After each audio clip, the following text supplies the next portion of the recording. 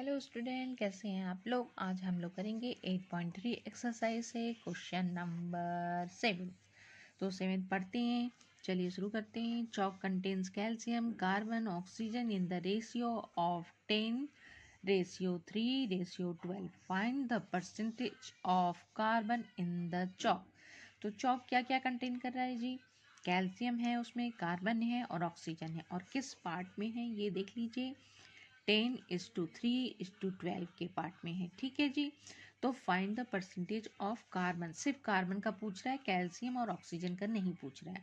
तो पहले इसमें देख लेते कितने पार्ट हैं। तो जब भी इस तरह के रेशियो वाले थे तो मैंने आप बताया था, रेशियो वाले का पार्ट निकालने के लिए हम क्या करते हैं। चलिए देखिए, सबसे पहले इसको हम लोग प्लस करते हैं।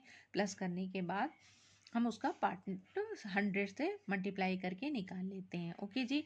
तो कैसे निकालेंगे, कैसे क्वेश्चन करेंगे, उसे हम देख लेते हैं। ओके, चलिए देखते हैं। तो 7th क्वेश्चन में कैल्शियम है, कार्बन है, ऑक्सीजन है इस चौक में। तो कितने हैं, पर कितने कितने पार्ट है उसमें। 10:3:2 एंड 12:2। ठीक है। तो अब इनका इस तरह के रेशियो वालों का परसेंटेज निकालने के लिए मैंने आपको ऊपर भी बताया होगा कि कैसा निकालते हैं। तो इनको सबको प्लस कर लेते हैं। कितने पार्ट हैं पहले देख लेते हैं, रेशियो वाले पार्ट कितने हैं। तो टोटल रेशियो आप निकाल लीजिए। 3, 10 + 3 + 12, ये आपका आ गया टोटल रेशियो, यानी 25। ठीक है जी। या प्लस हो जाएगा तो आपका आ जाएगा 25। ठीक है। इसमें चौक में टोटल परसेंटेज, चौक CHAL के होता है ना, चौक की स्पेलिंग CHAL के चौक में टोटल जो वैल्यू है, टोटल जो वैल्यू दी हुई है वो आपकी कितनी हो गई जी। तो आपकी हो गई 10 + 3 + 12 = 25। तो इसमें हमें सिर्फ कार्बन की वैल्यू पूछ रहा है। तो कार्बन की वैल्यू कितनी हो जाएगी जी। तो कार्बन की वैल्यू का निकालने के लिए हम क्या करेंगे, 3 अपॉन जितनी परसेंटेज, जितनी वैल्यू आ गई है ये टोटल की, उससे डिवाइड करेंगे और मल्टीप्लाई कर देंगे 100 से। ओके जी। तो आपको पता होता है कि 25 × 1 = 25, 25 4 जा 100 एंड 4 3 जा 12। ठीक है। तो इतना परसेंट। तो टोटल चौक के वैल्यू में सिर्फ कार्बन की कितने परसेंटेज हैं जी, 12%। ठीक है। तो आंसर आ गया हमारा, चौक कंटेन्स कितने percentage of carbon, 12% of carbon. ठीक है। तो ये आपका फर्स्ट का आंसर हो गया कि find the percentage of carbon in a chalk. तो ये हो जाएगा तो आंसर होगा परसेंटेज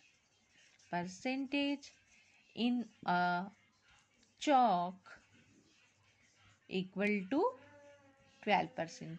ओके जी। चलिए अब दूसरा क्वेश्चन सॉल्व कर लेते हैं। ठीक है। चलिए दूसरा क्वेश्चन देखते हैं जी, क्या लिखा हुआ है। If in the stick of chalk carbon is 3 gram, what is the weight of chalk stick. ठीक है, वेट बताना है चॉक स्टिक का कितना है। If the stick of chalk carbon is 3 ग्राम, तो सीधी सी बात है, सबसे पहले हमें वेट बताना है। तो वेट हम मान लेते हैं, लेट द वेट है, लेट द, अब इसको कैसे करेंगे ये देख लीजिए आप। Let the weight of chalk stick